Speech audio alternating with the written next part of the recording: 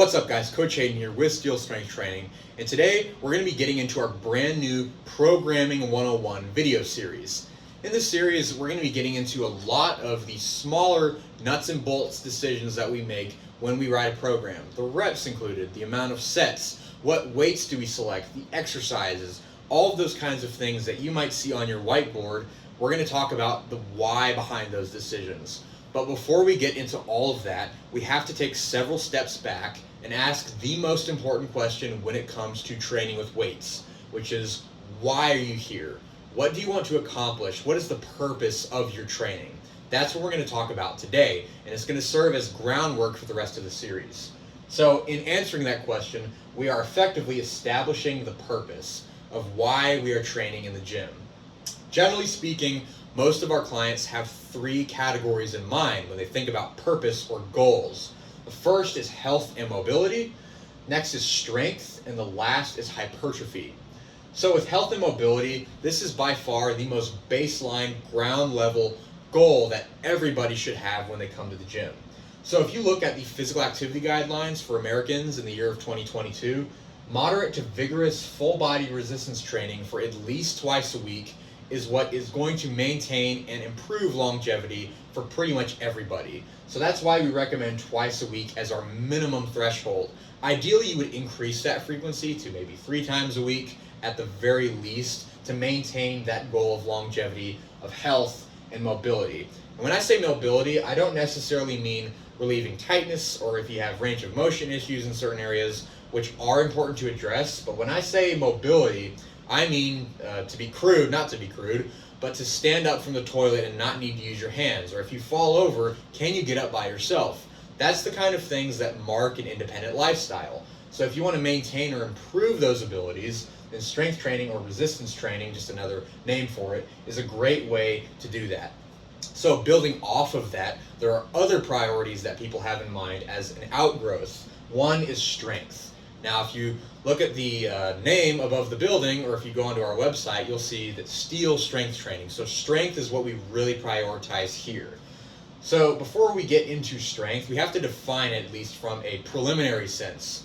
And to give a brief definition, strength is maximizing force production. So as you train and you want to get stronger, we need to improve our ability to produce force. We can think about that force production in two contexts. One is potential maximized force production, and another is actual maximized force production. So with potential, that means that you have the ability to produce, for example, a really heavy 1 rep max on the squat, the deadlift, the bench press, any of those movements, but you don't have to always do it. That means that you have the ability, the potential to do so, but the majority of your training is going to be spent building the ability to do that. So 95% of your training, if you're training for strength, you need to be living here. This is just coming in, punching in the clock, and doing the honest work. Now, there are ways that we can measure where your strength is going depending on how your training is, and we'll get into that kind of details later on in the series. Next is actual maximized force production. So like I said earlier, 95% of your training is going to be in the potential zone.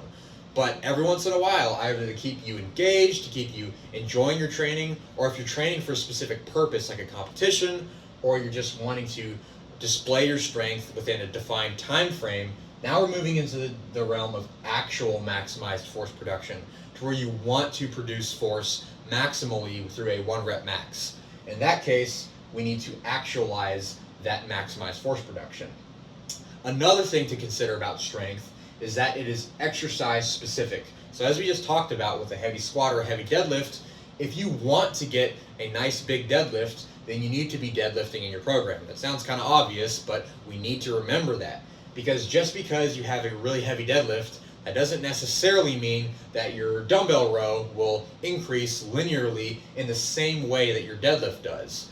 So maybe you don't really care about your dumbbell row. It can be a tool to help your deadlift, but it's lower in the priority totem pole than just deadlifting or other variations of deadlifts. So we need to keep that in mind. Lastly is hypertrophy.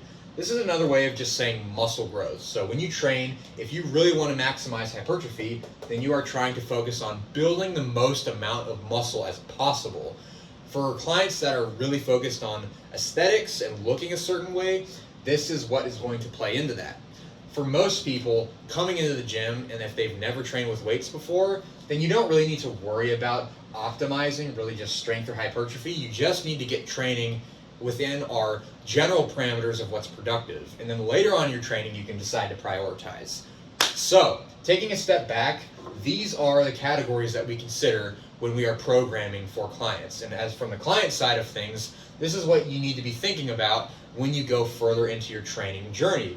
What do you want to prioritize right now, and how might that change after you've been training for a while? So in later videos, we're going to get into a lot of the ramifications of this. What kinds of decisions do we make based off of these goals? And then we'll go later into these subjects as the series goes on. Thanks for tuning in, guys. We'll catch you next time.